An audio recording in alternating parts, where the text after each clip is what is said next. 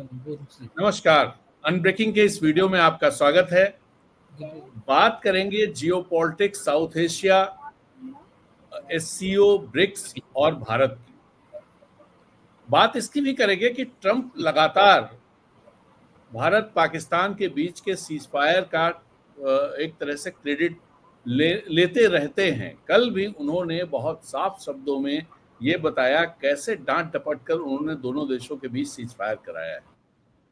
और भारत का जो स्टैंड है उसको देखते हुए ये मैं अगर गिनती आपको बताऊं तो शायद ये 15वीं बार ट्रंप ने ये बात बोली है, और वो भी प्रेस कॉन्फ्रेंस में। कल प्रेस कॉन्फ्रेंस में उन्होंने ये बात बोली है। ट्रुथ सोशल पे लिखना और प्रेस कॉन्फ्रेंस में पत्रकारों के सामने बोलना, दोनों में अंतर होता है। तो एक तो ये बात हुई। दूसरा, पिछले दिनों एससीओ के रक्षा मंत्रियों की बैठक थी, उसमें ज्वाइंट स्टेटमेंट को लेकर के जो बातें सामने आई और हमारे यहाँ का मीडिया जिस तरह से उसने दिया कि भारत ने जबरदस्त तरीके से वहां पर अपना पक्ष रखा और पाकिस्तान को दरकिनार कर दिया और साइन करने से इनकार कर दिया, इस तरह से प्रस्तुत किया गया जैसे एससीओ में भारत ने एक भारी जीत दर्ज की। और इसके अलावा दरअसल वहां जो स्टेटमेंट आया था, उस स्टेटमेंट में पहलगाम का जिक्र नहीं था, लेकिन जाफर एक्सप्रेस जो पाकिस्तान में हमला हुआ था और बड़ा हमला था, उसका जिक्र था। तो सवाल तो ये उठता है कि उस स्टेटमेंट में पहलगाम का जिक्र क्यों नहीं था। 11 देशों का जो संगठन है उसमें से अगर चीन, पाकिस्तान और भारत इनको भी निकाल दें तो 8 देशों में किसी ने क्यों नहीं ये बात कही कि भारत में जो हमला हुआ है उसका जिक्र होना चाहिए, उसकी निंदा होनी चाहिए। और जो भारत चाह रहा था कि पाकिस्तान, भारत का कहना है कि पाकिस्तान का हाथ है, तो ये बात कोई मानने को तैयार क्यों नहीं है। अभी प्रधानमंत्री 2 तारीख को 5 देशों की यात्रा पर जा रहे हैं। उनकी यात्रा की शुरुआत घाना से होगी, फिर त्रिनिदाद टोबैगो जाएंगे, अर्जेंटीना जाएंगे, ब्राजील जाएंगे और फिर नामीबिया। ब्राजील में समिट है ब्रिक्स की। ब्राजील में वो स्टेट गेस्ट भी होंगे। तो उस समिट पर भी सबकी निगाहें हैं कि किस तरह चीजें जाती हैं। लेकिन समिट शुरू होने से पहले ही जो चीन के राष्ट्रपति शी जिनपिंग ने कह दिया है कि उनके कुछ और एंगेजमेंट्स हैं, वहां की सरकार ने बोला है। और पहले भी जब ये डेट तय की जा रही थी तब भी चीन का रिजर्वेशन था, इसलिए वो नहीं जा पाएंगे।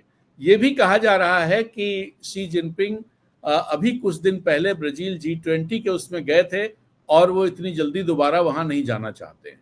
तीसरी बात जो कही जा रही है वो ये कि वहां प्रधानमंत्री मोदी हैं और प्रधानमंत्री मोदी के रहते हुए वो उसे अवॉइड करना चाहते हैं। पुतिन अपनी जो उनकी स्थितियां हैं, जो उनके खिलाफ वारंट है, उसके चलते वहां पर मौजूद नहीं होंगे। यानी ब्रिक्स की जो 3 बड़ी अर्थव्यवस्थाएं या 3 बड़ी ताकतें हैं, उनमें से 2 ताकतें वहां पर नहीं होंगी। ना तो चीन होगा, चीन के राष्ट्रपति होंगे, और ना पुतिन होंगे। इनके रिप्रेजेंटेटिव वहां पर होंगे। तो अब देखना है कि उससे क्या चीजें निकल के आती हैं।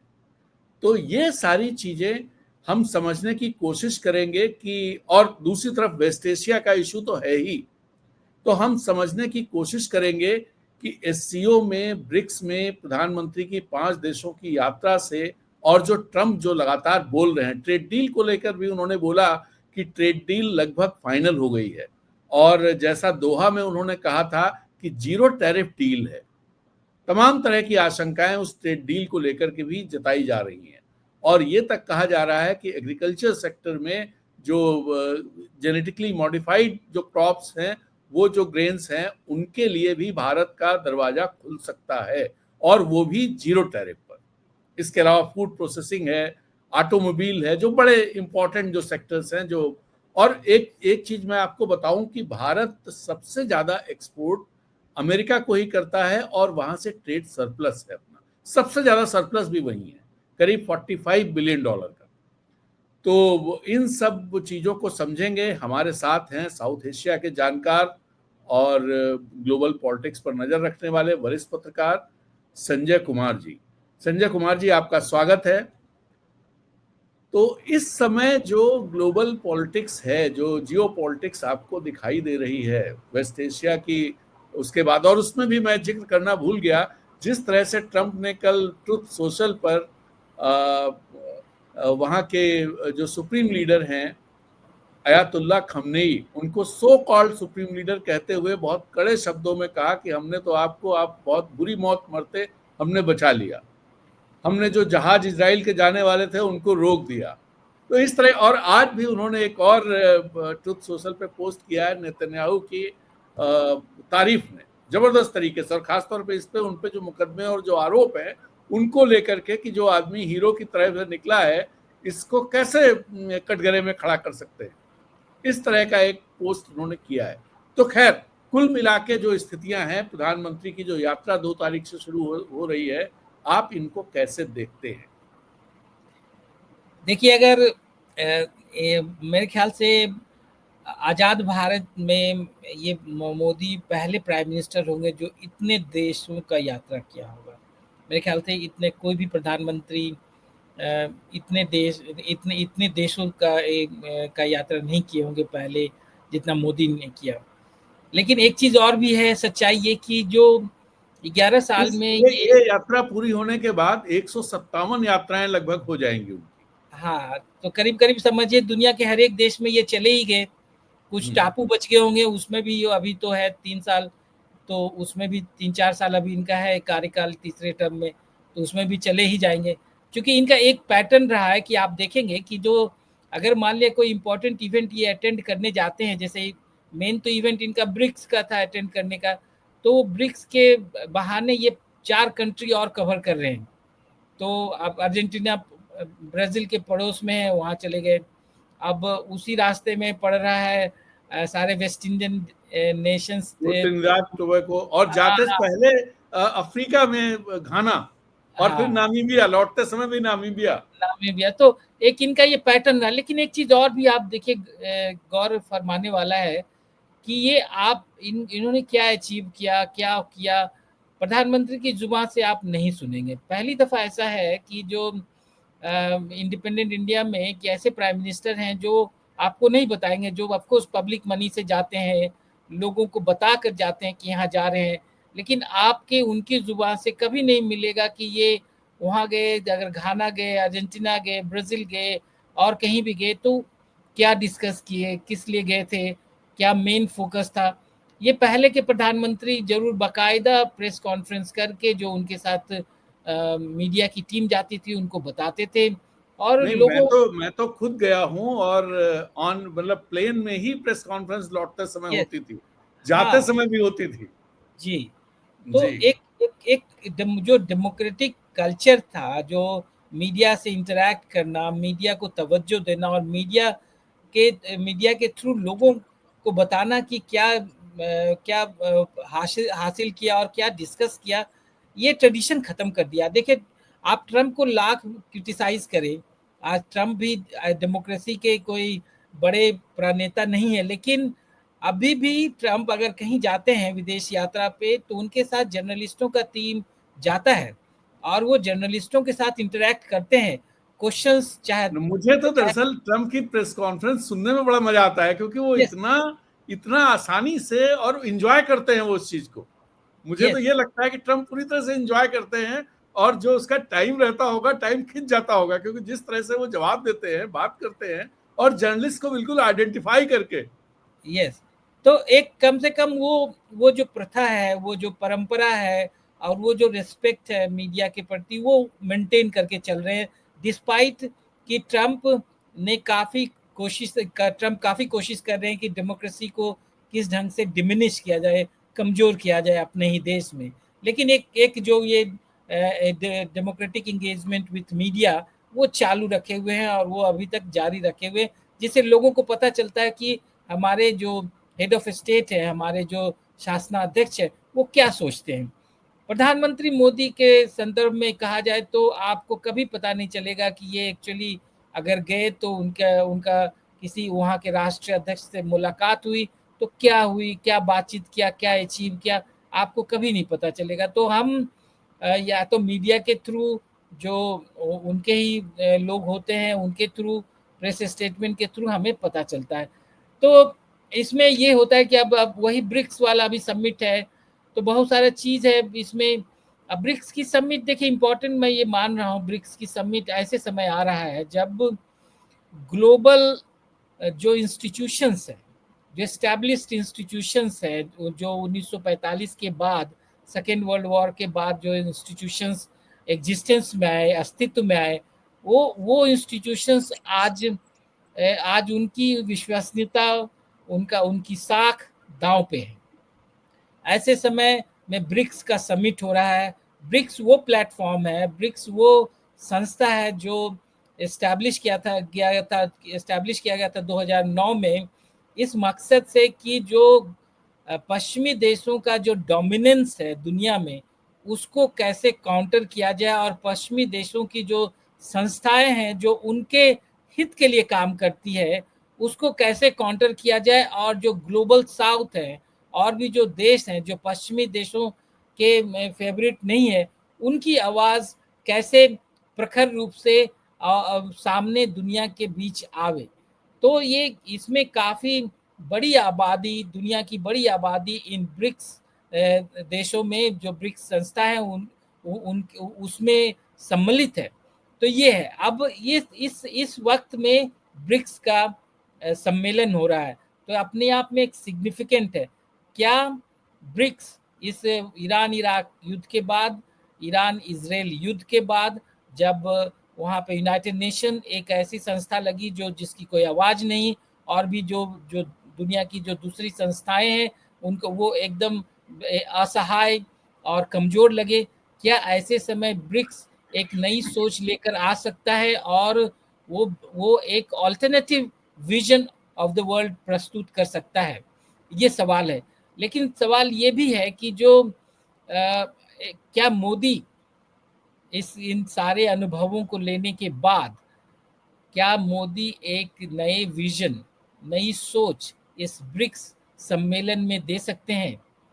जो हमारा अनुभव है प्राइम मिनिस्टर मोदी को समझने का, और उनको जो हमने देखा है अभी तक, उससे ये नहीं लगता कि जो प्रधानमंत्री मोदी दुनिया के इस दौर में, जहाँ पे एक हम जो शांति के लिए दुनिया, जो शांति की बात नहीं कर रहा, जो उन संस्थाओं में गिरावट हो रहा है जो पहले जो थर्ड वर्ल्ड कंट्रीज के लिए और जो दुनिया में शांति के लिए बनाया गया था, उस समय मोदी कुछ एक स्टैंड लेंगे और एक ऑल्टरनेटिव विजन की बात करेंगे, हमें नहीं लगता। क्योंकि उनका जो स्टैंड रहा, इंडिया का जो स्टैंड रहा इस युद्ध में, ईरान इराक वॉर में, ईरान और अमेरिका के युद्ध में, ईरान इजराइल के युद्ध में, उससे ये नहीं लगता कि जो भारत कोई अपना प्रखर आवाज़, कोई नई सोच, कोई नई दिशा इस ब्रिक्स में प्रस्तुत करेगा। और दूसरी बात यह है कि इस ब्रिक्स सम्मेलन में देखिए जो मेन दो फाउंडर्स हैं, रशिया और चाइना। ब्रिक्स में है Brazil, Russia, India, China and south Africa, ये मेन फाउंडर्स हैं। Five founder. उसमें अगर चाइना और रशिया नहीं है तो आप समझ लीजिए कि जो मेजर कंट्रीज हैं, काफ़ी वोकल हैं, काफ़ी पावरफुल कंट्रीज हैं, अगर नहीं है तो ब्रिक्स का जो जो जो वेट है, जो जो जो जो उसका जो एक अभी जो तवज्जो मिलना चाहिए इस संस्था को, अभी वो नहीं मिलेगा। तो एक ये कि यहाँ पे सवालिया निशान लगने लगता है कि जो क्या ब्रिक्स में कुछ अचीव हो पाएगा, क्या ब्रिक्स में उन चीज़ों पर बात हो पाएगी जिसके लिए ब्रिक्स बना था, जिसके लिए जिस पे डिस्कशन पिछले 2-3 बार इन सेशनों में हुए हैं, जैसे ऑल्टरनेटिव करेंसी, एक ऐसा करेंसी जो डॉलर का जो प्रभाव, जो वर्चस्व है, उसको कम करने के लिए एक अल्टरनेटिव करेंसी दुनिया में जो लाने की बात हो रही थी, क्या ब्रिक्स इस पे बात करेगा? क्या भारत एक इम्पॉर्टेंट कंट्रीज ब्रिक्स में होने के नाते, क्या भारत इस पे बात कर सकता है, इसको बढ़ा सकता है? मुझे नहीं लगता, क्योंकि भारत आज जिस ढंग से अमेरिका के दबाव में है, जो लगता है, और जिस ढंग से वो अमेरिका को काउंटर करने में, अमेरिका की जो जितने भी पॉलिसीज है उसको काउंटर करने में थोड़ा सा सकपकाहट है, उस हिसाब से नहीं लगता कि भारत ये अल्टरनेटिव करेंसी की बात करेगा। भारत एक ऐसे जो न्यू डेवलपमेंट बैंक, जो ब्रिक्स एक नया डेवलपमेंट बैंक बनाना चाहता है और उसको आगे लेना चाहता है, क्या उस सोच पे, क्या उसका जो प्रस्तावना है, क्या उसको आगे बढ़ा पाएगा? तो ये सवालिया निशान है। और तो अगर भारत दरअसल जो प्रखर भारत ने संकेत दिए संजय जी, जैसे फरवरी में प्रधानमंत्री मोदी जब व्हाइट हाउस गए थे, तो उस समय ट्रंप ने तो मोदी जी के सामने ये बात डी डॉलराइजेशन की बात कह दी थी। ब्रिक्स को लेकर के उन्होंने जो बात कही थी उसका कोई प्रतिवाद प्रधानमंत्री मोदी ने वहां पर नहीं किया था। नहीं किया। और उसके बाद पिछले महीने की बात है, इसी महीने की बात है, मुझे लगता है वहाँ के ट्रेड सेक्रेटरी ने जो एक इंडियंस का वो हुआ था, सम्मेलन हुआ था, उसमें उन्होंने दो बातें कही थी। एक बात ये कही थी कि भारत को रूस से अपने सामरिक संबंध कम करने पड़ेंगे, हथियार कम वहां से ना खरीदे। और दूसरी बात कही थी कि डी डॉलराइजेशन वाले उसमें भारत को शामिल नहीं होना चाहिए। यस जी, उन्होंने बात की थी, लेकिन भारत ने तो कोई जवाब नहीं दिया उसका। हाँ, कोई जवाब तो नहीं दिया। कोई जवाब नहीं दिया, तो इसी से लगता है कि भारत अभी भी चुप्पी चुप्पी साधे बैठेगा। और जो स्टैंड होना चाहिए, जो एक कोशिश होनी चाहिए कि ग्लोबल साउथ और जो जो दूसरे कंट्रीज हैं उसको एक एक दुनिया को एक नई दिशा दे इस दौर में, जब जो आज दुनिया के ताकतवर कंट्री में यूरोप और अमेरिका आज दुनिया को एक नई दिशा देने में असफल रहे हैं, और वो दुनिया को बरगला रहे हैं और दुनिया को उस दिशा में ले जा रहे हैं जो तीसरा महायुद्ध की तरफ ले जाएगा।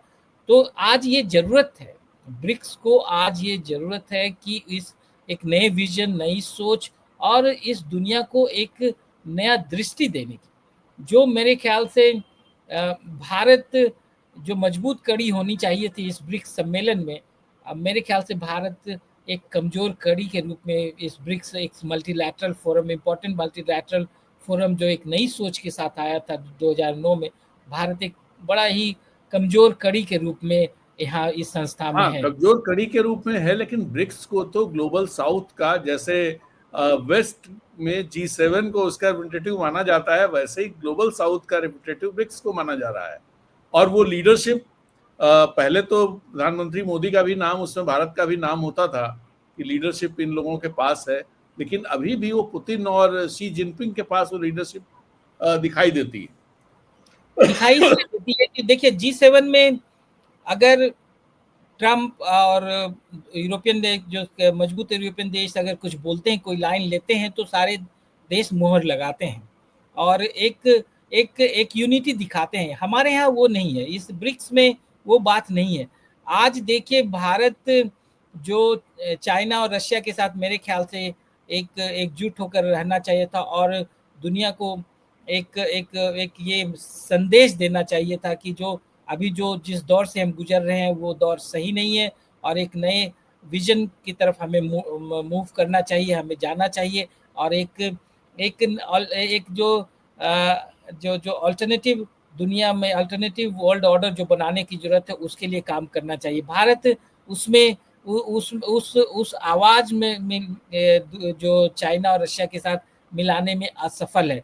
इसलिए भारत एक, मैं मानता हूँ कि भारत ब्रिक्स में भी, जैसे एससीओ में भी अलग थलग जैसा है। और ये इनके व्यवहार से, भारत के व्यवहार से, भारत का जो जो जो पॉलिटिकल जो सोच है, जो दर्शन है, इनके जो ब्रिक्स के दर्शन से मैच नहीं करता। ये जरूर बोलते हैं कि ग्लोबल साउथ के हम इम्पोर्टेंट लीडर हैं, इम्पोर्टेंट पार्ट हैं, लेकिन ग्लोबल साउथ को मजबूत करने में आज भारत भारत की जो भूमिका है, वो भूमिका मैं नहीं मानता कि सराहनीय है वो। और मैं नहीं मानता कि ग्लोबल साउथ को मजबूत करने में भारत की भूमिका किसी भी ढंग से एक मजबूत करने में मददगार है। ऐसा नहीं लग रहा आज जी भारत को। यस जी जी।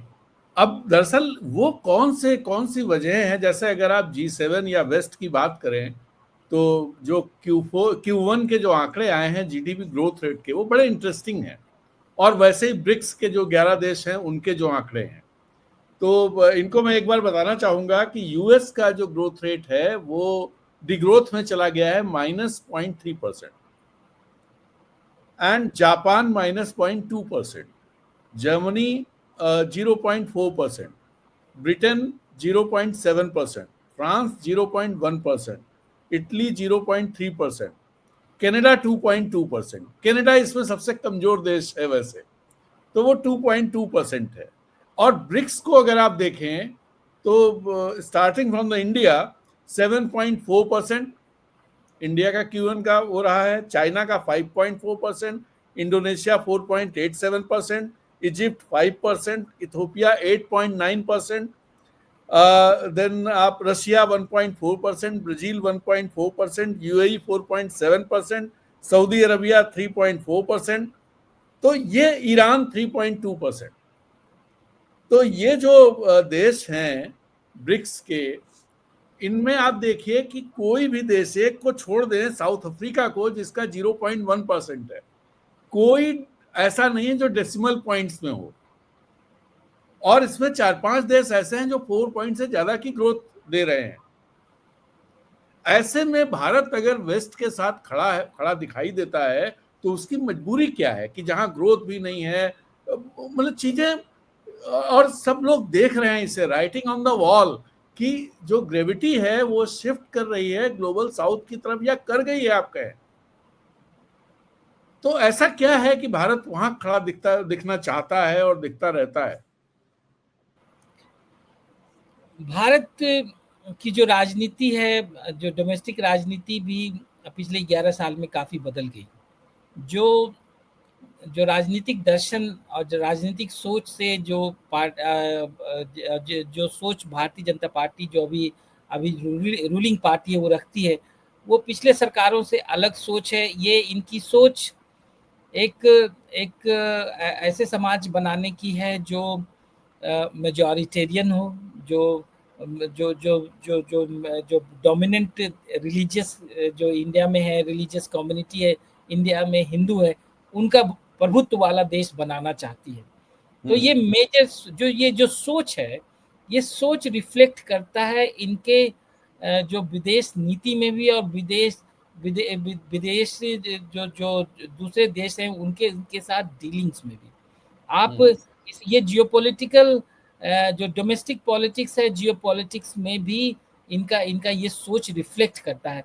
इस वजह से आज ये है कि भारत एक इजराइल जैसे देश को भी, जो एक जेनोसाइड कर रहा है, जो साफ दिख रहा है कि एक क्रिमिनल माइंड के साथ गाजा में और पैलेस्टीनियन के साथ बिहेव कर रहा है, और पूरे दुनिया का जो संस्थाएं हैं उनको, उनके रूल्स रेगुलेशंस और कोई भी इंटरनेशनल लॉ को फॉलो नहीं कर रहा है, उसके बावजूद भारत उसके साथ खड़ा है।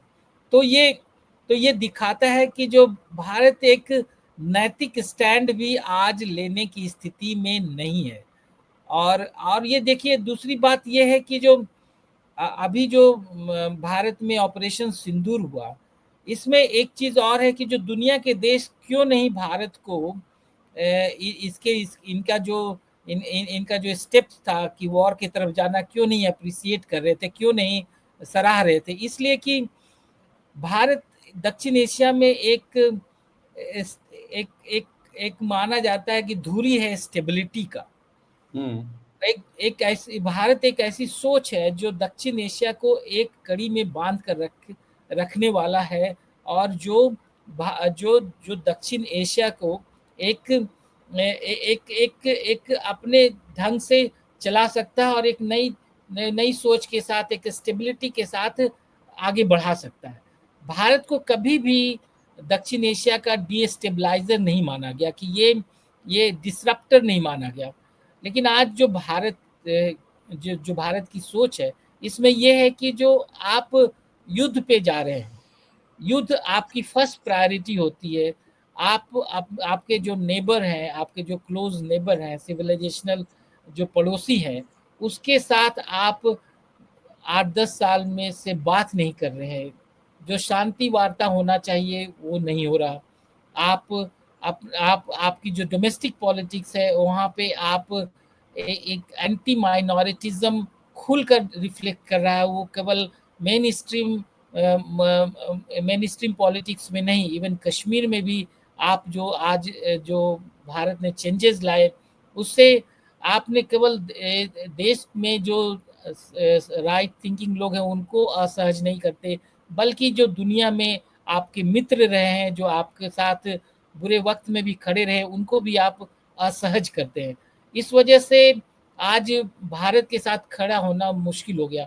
आज भारत की ये स्थिति है कि जो कश्मीर पे जो भारत एक्सप्लेन करना चाहता है दुनिया को, दुनिया उस चीज़ को लेने के लिए तैयार, मानने के लिए तैयार नहीं है। इसी वजह से आप देखेंगे कि जो पहलगांव के बाद भारत के साथ सभी देशों ने सहानुभूति दिखाई, लेकिन कोई भी देश खुलकर भारत के इस रवैये के साथ नहीं आया कि पाकिस्तान के साथ हम युद्ध करें, युद्ध पे जाएं, पाकिस्तान को हाशिए पे रखें, पाकिस्तान को एक उसको इकोनॉमिकली उसको खत्म कर दें। या उसे ये कटघरे में खड़ा करें। और यहाँ तक कि आश्चर्यजनक बात यह है संजय जी कि जो आपके पड़ोसी देश हैं जैसे नेपाल, भूटान, श्रीलंका, म्यांमार, ये सब देश भी आपके साथ नहीं आए। नहीं आए। यस, कोई उन्होंने कोई स्टेटमेंट एक नहीं दिया, केवल एक जो हाँ, न्यूट्रल स्टेटमेंट है वो वहां तक दिया। आप एक चीज और नोटिस करेंगे कि जो भारत ने जो इतना लंबा चौड़ा 7-8 डेलीगेशंस भेजे दुनिया के हर एक कोने में, जी। अ, उस डेलीगेशन में वो डेलीगेशन कोई भी एससीओ कंट्रीज में नहीं गया। हाँ, एससीओ में नहीं गया, है साउथ ना, साउथ एशिया में नहीं गया। वो ऐसा नहीं नहीं गया। हुआ नेपाल कोई नहीं तो गया, आप श्रीलंका इसी नहीं गया, से कहीं नहीं गया यहाँ। नहीं गया। तो इसी से आप लगा सकते हैं कि जो एक ट्यूनिंग, जो आप मल्टीलैटरल ग्रुपिंग के मेंबर होने के नाते, एक ऐसी संस्था के ग्रुपिंग के मेंबर होने के नाते जो संस्था की सोच है कि एक हम एक वैकल्पिक दुनिया और वैकल्पिक संस्था दुनिया में क्रिएट करें, अगर आप उनके सोच में सोच नहीं मिला के चलते, तो तो आप अलग थलग पड़े रहेंगे। आपको आपको वो खुलकर समर्थन किसी चीज में नहीं देंगे। आज सच्चाई यही है कि आज भारत, आप मल्टीलैटरल ग्रुपिंग के साथ होने के बावजूद भी देखिए, एससीओ ने ईरान के साथ खड़ा होने का निर्णय लिया, है ना। भारत जी। एससीओ ने कोई स्टेटमेंट, कोई एससीओ का और कोई मेंबर एससीओ खुलकर, का मेंबर है भारत, इंपॉर्टेंट मेंबर है। एससीओ सिक्योरिटी ऑर्गेनाइजेशन है, ईरान भी उसका मेंबर है। आप ये मेंबर कंट्री के साथ नहीं खड़े हो रहे हैं। नहीं कर, अब फिर एससीओ ने कोई आपने जो ये पाकिस्तान पे अटैक किया, उस पे एससीओ ने कोई भी, एससीओ के कोई मेंबर नहीं आया, चाहे एससीओ एज ए ग्रुप ने आपका समर्थन नहीं किया। तो ये भी एक अंतर है। आप ईरान के साथ एससीओ खड़ा होते हुए नजर आया, आपके साथ नहीं। तो इससे तो एक जो ट्यूनिंग है नहीं मिल रहा आप दोनों में। अब ट्यूनिंग नहीं मिलने का कारण यही सोच है जो डोमेस्टिक और इंटरनेशनल राजनीति में भारत ने लाया है, जो हमारे यहाँ एक जो राइट विंग, जो दक्षिणपंथी सोच वाली जो सरकार है, जो जो जो विश्वास करती है कि जो हमारा जो एक मेजॉरिटेरियन पॉलिटिक्स में, इस वजह से भारत बहुत जगह अलग थलग पड़ गया, और एक ट्यूनिंग नहीं बना। और दूसरी बात ये भी है कि भारत ये निर्णय लेने में पहले जो ट्रेडिशनल पॉलिटिक्स भारत का हुआ करता था कि जो आप थर्ड वर्ल्ड कंट्रीज के साथ खड़े होते थे, आप उन देशों के साथ खड़े होते थे जो जो इंटरनेशनली आपको लगता था कि वो सताए जा रहे हैं, वो हाशिए पे लाए जा रहे हैं, वो उनकी सॉवरेंटी क्वेश्चन में है, उनकी उनकी संप्रभुता क्वेश्चन में, उनकी संप्रभुता पे अटैक हो रहा है। पहले आप खड़े होते थे ऐसे देशों के लिए, अब आप उनके साथ आप खड़े नहीं होते, उनकी बात नहीं रखते, उनकी फीलिंग्स को आप एक्सप्रेस नहीं करते। तो ये वजह है कि आज ईरान जो आपका पुराना मित्र रहा है, जो हमारा एक जो एक सभ्यता का रिलेशन रहा है दोनों के बीच में, भारतीय सभ्यता और पर्शियन सभ्यता के बीच में एक आज बहुत, भी है। हम आप जो बात हाँ, करते हैं उसमें फारसी के ढेर सारे शब्द हैं, ढेर आप सारे। ढेर सारे शब्द हैं पूरे इंडिया में। खाना हाँ, पीना से लेकर रहन सहन पर्शियन, हमारा पर्शियन इन्फ्लुएंस्ड है। बहुत हद तक, बहुत हद तक। रन आप जो सलवार समीज पहनते हैं, चाहे आप जो हाँ हाँ। खा सब चीज़ आप उधर से, उधर का ही इन्फ्लुएंस है। आप पूरा कश्मीर में जो आपका जो, चाहे इधर हमारे मेन स्ट्रीम इंडिया में जो सूफ़ी सूफ़ी सूफी ट्रेडिशन पूरा आया, वहीं से आया है। हाँ। वहीं से आया, तो काफ़ी प्रभाव रखता है हमारी सोच में, हमारे दर्शन में, हमारे जिस ढंग से हम वे ऑफ लाइफ में। तो आप जब उनके साथ खड़े नहीं हैं, आप एक नई इंडिया को एक नई सोच देना चाहते हैं, ऐसी सोच जो इंडिया के डीएनए से मैच नहीं करता, जो इंडिया के बारे में जो सोच है दुनिया की, उससे मैच नहीं करता, तो स्वाभाविक और जो रूप से हमारी सिविलाइजेशनल लिगेसी है उससे भी मैच नहीं करता। मैच नहीं करता, तो आप स्वाभाविक रूप से अलग-थलग दिखेंगे और एक ट्यूनिंग नहीं होगा। तो यही चीज़ आप देखिए एससीओ में भी रिफ्लेक्ट कर रहा है, यही चीज़ ब्रिक्स में भी रिफ्लेक्ट कर रहा है। आज भारत के प्रधानमंत्री ब्रिक्स में जा रहे हैं, लेकिन सब जानते हैं कि ब्रिक्स में कोई ऐसा कोई काम करने नहीं जा रहे हैं। उनकी प्रासंगिकता क्या है ब्रिक्स में, ये भी सवालिया निशान है। आज आप अमेरिका को क्वेश्चन नहीं कर रहे। अमेरिका जो आज दुनिया वर्ल्ड ऑर्डर को नेस्त नाबूद करने पे लगा हुआ है, आपने एक सवालिया निशान नहीं लगाया। अमेरिका जिसने ईरान पे अटैक कर दिया, अमेरिका के राष्ट्रपति अभी भी उलूल जुलूल बयान दे रहे हैं ईरान के खिलाफ। आपने कोई स्टेटमेंट नहीं दिया, आपने कोई ऑब्जेक्शन नहीं किया, आप ईरान के साथ नहीं खड़े हुए। तो एक एक है जो दिखाता है कि जो भारत का जो ट्रेडिशनल रोल है, जो भारत की जो अपनी सोच है, दर्शन है, अब भारत का जो एक सेकुलर कल्चर रहा है, एक जो सॉफ्ट पावर का जो एक सेकुलर कल्चर रहा था, जो पूरे पूरे दक्षिण एशिया को एक एक ही धागे में पिरो कर रखा हुआ था, आज वो सोच कहीं न कहीं भारतीय जो राजनीति है उससे प्रभावित हुआ है। आज वो धागा टूट सा गया है। आज आज आपसे आप दक्षिण एशिया में किसी के रोल मॉडल्स नहीं हैं। आज बांग्लादेश चाहे और भी कोई दूसरे कंट्री जब जो थे वो श्रीलंका, भारत नेपाल, जो भी नेपाल में तो आप राजशाही का समर्थन अगर करते हुए दिखाई दें तो ये तो बहुत ही चिंताजनक बात है। चिंताजनक।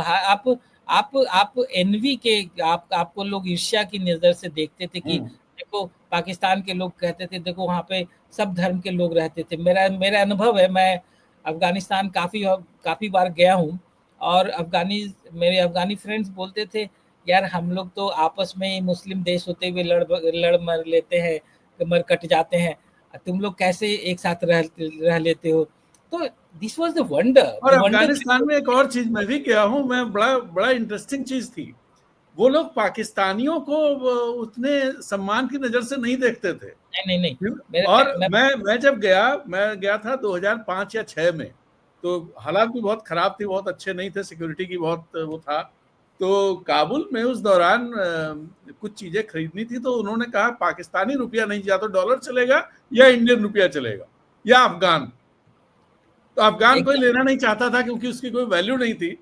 तो पाकिस्तानी रुपया साफ तौर पे मना कर दिया, पाकिस्तानी रुपया नहीं चलेगा, इंडियन रुपया यस, चलेगा। मैं बताता हूँ 2009 का मैं इलेक्शन कवर कर रहा था अफ़गानिस्तान जी। में और मेरे साथ ये जो हम लोग जो जा रहे थे इलेक्शन कमीशन के तरफ जा रहे थे, दफ्तर की तरफ जा रहे थे आईडी कार्ड कलेक्ट करने के लिए।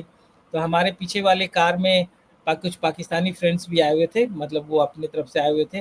तो जो उनका जो सिक्योरिटी वाले ने रोका, किसी जगह पे चेकिंग के लिए रोका, तो हमारा जो पासपोर्ट देखा, इंडियन पासपोर्ट, तो हिंदुस्तान देख कर चलो भाई भाई करके भी हमें छोड़ दिया आसानी से।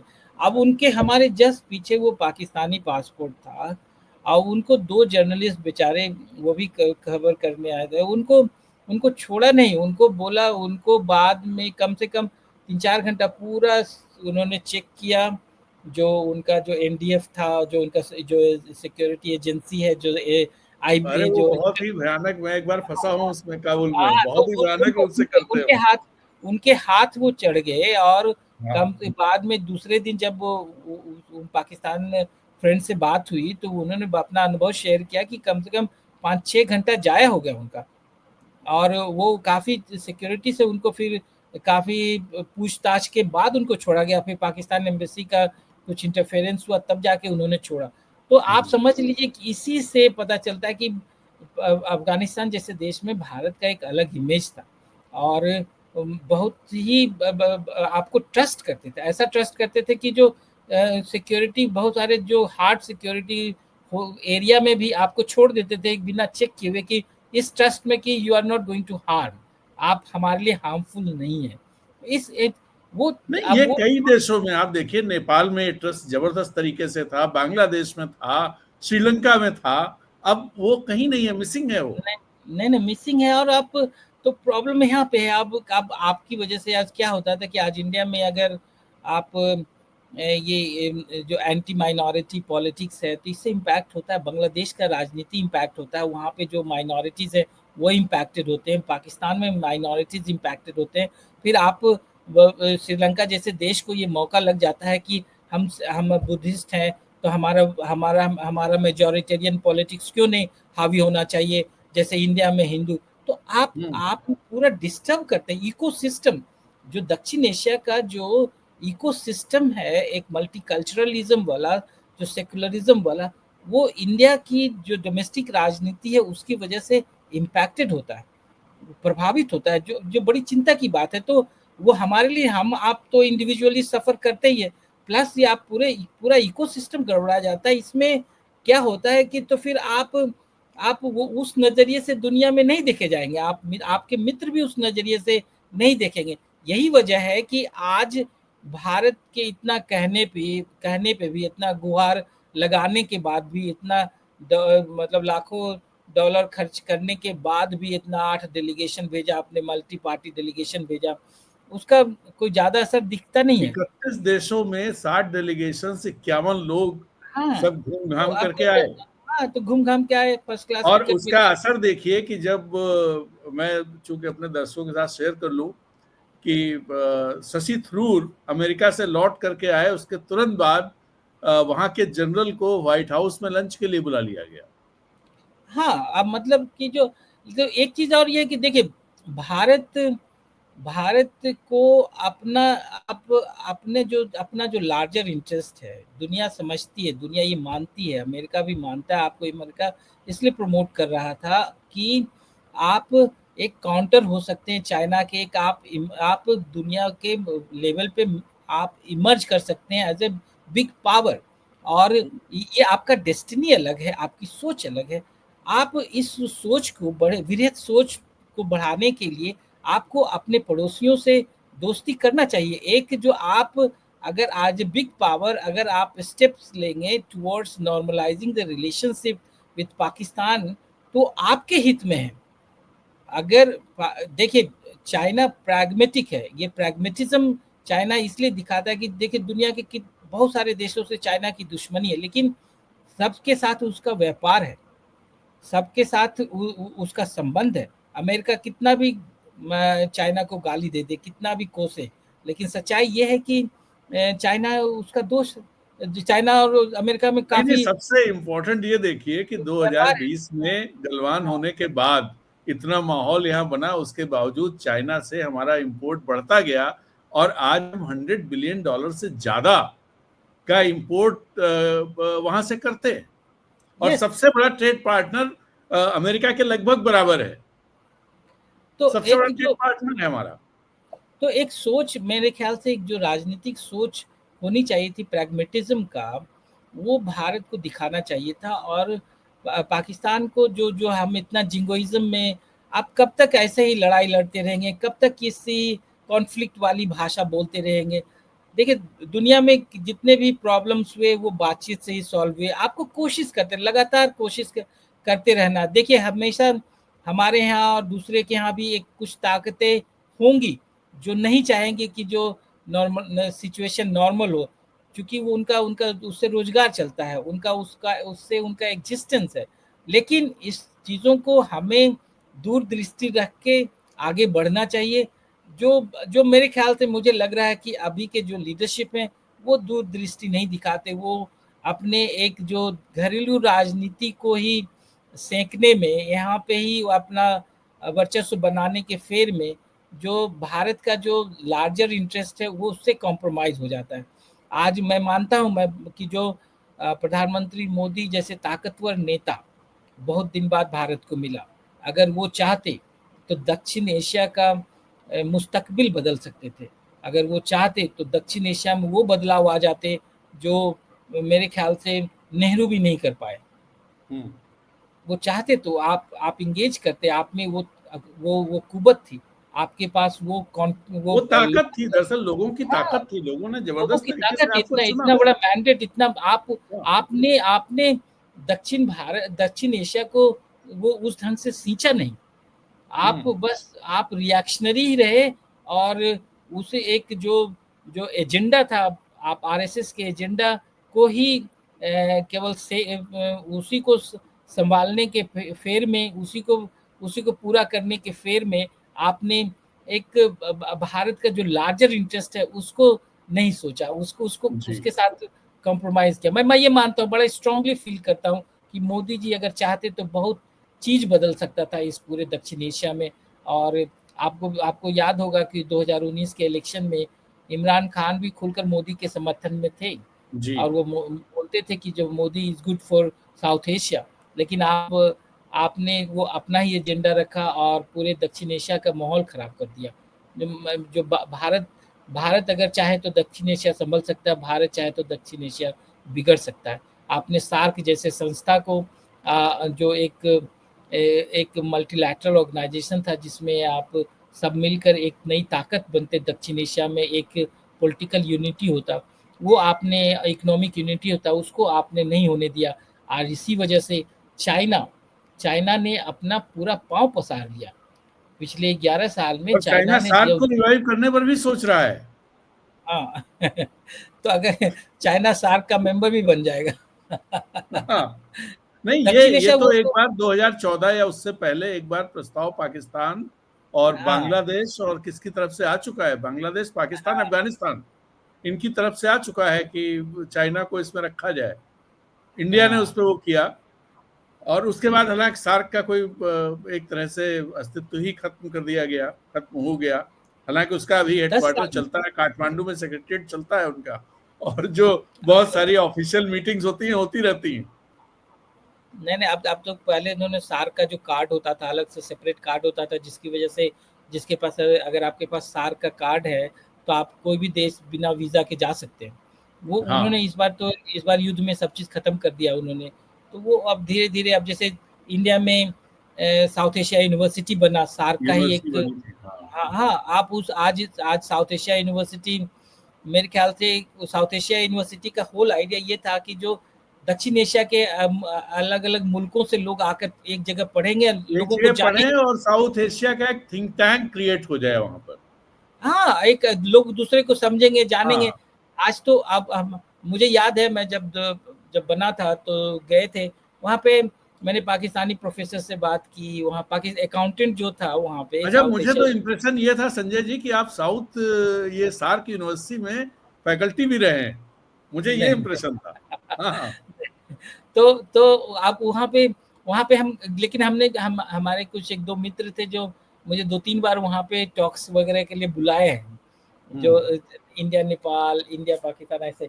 लेकिन तो कहने का मतलब, हमने वहाँ पे पाकिस्तान लाहौर के प्रोफेसर थे जो मैथ्स पढ़ाते थे, जो अकाउंटेंट थे, उनका नाम अनवर था, वो साउथ एशिया यूनिवर्सिटी दिल्ली में रहते थे। अब पता नहीं अब वो वैरायटी है कि नहीं, वो चीज़ रिप्रेजेंट हो नहीं, रहा है नहीं। पिछले दिनों जो साउथ एशिया यूनिवर्सिटी चर्चा में आई थी, वो तो एक थीसिस को लेकर के आई थी जो इस सरकार के खिलाफ कुछ चीजें थी उसमें। तो साउथ श्रीलंका का प्रोफेसर था जिसका गाइड, जो उनके गाइड थे, उस प्रोफेसर ने भी उस पे बहुत उन्होंने वीजा देना आपत्ति बंद की कर थी। दिया। बहुत सारी जैसे चीजें उस तरह की हुई थी। जी। पाकिस्तान, देखिए पाकिस्तानियों को तो वीजा ऑलरेडी बंद हो गया देना, हम्म। पाकिस्तानी स्टूडेंट्स नहीं आते। अफगानियों को आपने बंद कर दिया जब से तालिबान आए, वो अब अफगानी स्टूडेंट्स भी नहीं आए।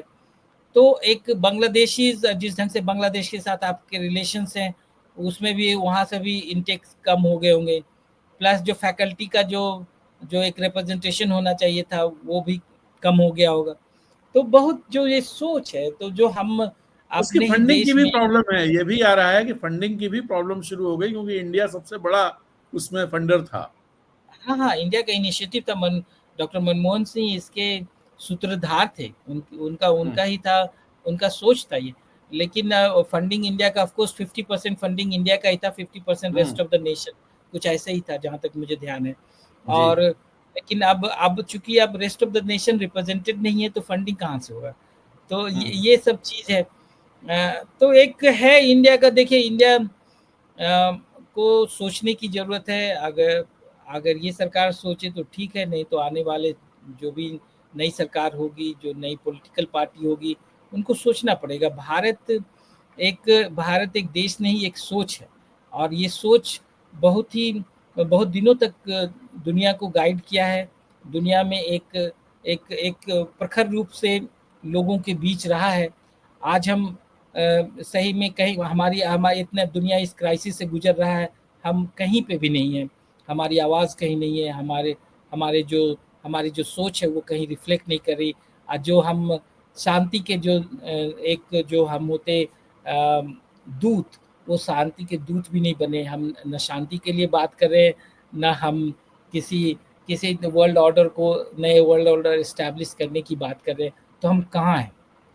तो एक होता है ना, हम भारत कोई छोटा मुल्क नहीं है, कोई ये नहीं है। भारत एक बहुत बड़ा देश है, और इसकी इसकी भूमिका अलग-अलग समय में अलग-अलग रही है। आप 60 के दशक में, 50 के दशक में, जब भारत एक बड़ी इकोनॉमिक ताकत नहीं था, 4th 5th लार्जेस्ट इकोनॉमी नहीं था, उस समय भी भारत थर्ड वर्ल्ड कंट्रीज का, जिसको आज ग्लोबल साउथ बोलते हैं, उसका लीडर था। उसमें उनकी नॉन वॉयस था और सुनी जाती थी आवाज। नॉन अलाइन मूवमेंट में ये लीडर था, जो Korea, north Korea south Korea युद्ध था, उस युद्ध में भारत की अहम भूमिका रही उसको उसको ख़त्म करने में। भारत, देखिए आप, भारत की सोच थी कि जो दलाई लामा को यहाँ पे शरण मिला चाइना से, चूँकि वो भारत को लगा कि उनके साथ अन्याय हो रहा है। आज आ, आ, आज आज देखिए रोहिंग्या के साथ म्यांमार में इस ढंग से इतना क्रूरता हो रहा है, आप एक आवाज़ नहीं है, ऊपर से रोहिंग्या ही प्रोसिक्यूटेड हैं। तो आप एक सहानुभूति भी नहीं, एक एक जो होना चाहिए, एक जो दिखाना चाहिए एज ए जो जी। भावना होना चाहिए, वो भावना आप नहीं दिखा रहे। तो एक एक है चिंता का बात है कि जो मानवता, जो जिस जिस ह्यूमैनिटी के लिए भारत जाना चाहता था, जिस सोच के लिए भारत जाना जाता था, और जिस दर्शन के लिए भारत जाता था, उस दर्शन को आगे रखने की ज़रूरत है। हम सॉफ्ट पावर है। भारत को लोग बड़े इज्जत से पहले भी देखते थे, यहाँ के लोगों को इज्जत करते थे। भारत भारत की इज्जत उसके इकोनॉमिक ताकत में नहीं थी। भारत की इज्जत भारत की स्पिरिचुअल जो अपब्रिंगिंग है, उसकी सोच है, उसका जो फिलॉसफी था, उसमें थी। मेरे ख्याल से वो चीज़, सिविलाइजेशनल वैल्यूज और सिविलाइजेशनल जो हाँ, एक। वैल्यूज़, हाँ। हमारे पास एक वैल्यू था, उसमें थी। अब एज जितने आप जियोपॉलिटिक्स में कितने भी आगे निकल जाए, लेकिन ये वैल्यू नहीं रखेंगे, तब तक आप आगे नहीं बढ़ेंगे। तो ये सोच को ज़रूरी है लाना। इसी वजह से भारत थोड़ा अलग थलग पड़ गया है। और जो जो हमें अच्छा नहीं लगता, as a thinker, as a right thinking citizen, जो भारत को आगे बढ़ता हुआ देखना चाहते हैं, जो भारत से मोहब्बत करते हैं, उनको अच्छा नहीं लगता ये चीज़। तो चलिए, आज की मैं थोड़ी और बात करना चाहता था, लेकिन बहुत लंबा वीडियो हो रहा है, 48 मिनट्स। मैं दरअसल इस पर भी बात करना चाहता था, ट्रंप ने जो कल बयान दिया है भारत पाकिस्तान को लेकर के। देखिए, ऐसा मैं क्या है, वो बार बार ट्रंप ये बात कह रहे हैं, गवर्नमेंट ऑफ इंडिया की तरफ से ये कहा जा रहा है कि कोई तीसरा देश शामिल नहीं था। प्रधानमंत्री मोदी जब G7 में गए तो वहां से जो 35 मिनट बात की, उसके बारे में भी जो हमारे यहाँ के विदेश मंत्रालय ने बताया, वो ये बताया कि उन्होंने यही कहा कि तीसरा देश कोई शामिल नहीं था, सिर्फ दोनों देशों के बीच बात हुई है। तो फिर ट्रंप बार बार क्यों कह रहे हैं? और कल तो उन्होंने बहुत ही खुल करके बताया कि भाई हमारी सरकार ने, हमने बोला बात करो और ये करो, हम कह दो उनको कि हम ट्रेड रोक देंगे, और फिर उसके बाद दोनों नेता तैयार हो गए। देखिए, अब भारत एक नई स्ट्रैटेजी ये कर रहा है कि ट्रंप को बोलने दो, हम चुपचाप रहेंगे। नहीं तो ट्रंप ही नहीं बोल रहा है, पाकिस्तान भी बोल रहा है, शहबाज शरीफ ने भी बोला है। हाँ, तो ये हाँ। लेकिन लेकिन ये है कि जो अगर कोई हेड ऑफ स्टेट आपके जो भारत का जो स्टेटेड लाइन है, जो आपका जो आपने बोला आपका स्टेटमेंट है, उससे अगर अलग स्टेटमेंट कोई हेड ऑफ स्टेट दे रहे हैं तो आपको काउंटर करना चाहिए, क्या सच्चाई है उसको बताना चाहिए। अब चूंकि अब प्रॉब्लम क्या है कि हमारे मीडिया में वो सवाल करने का जज्बा नहीं है, वो सवाल नहीं करते। और जो यहाँ के लोग हैं, जो रूलिंग पार्टी है, वो सवाल लेना नहीं चाहती, इस वजह से ये बचते रहते हैं। नहीं तो अगर हमारे यहाँ जो मीडिया उसी वाइब्रेंट रूप में काम करती, सवाल उसी ढंग से पूछती जिस ढंग से नॉर्मल डेमोक्रेसी में पूछा जाता है, तो मेरे ख्याल से ये सरकार इतना देर तक चुप नहीं बैठती। तो अब एक ये भी प्रॉब्लम है।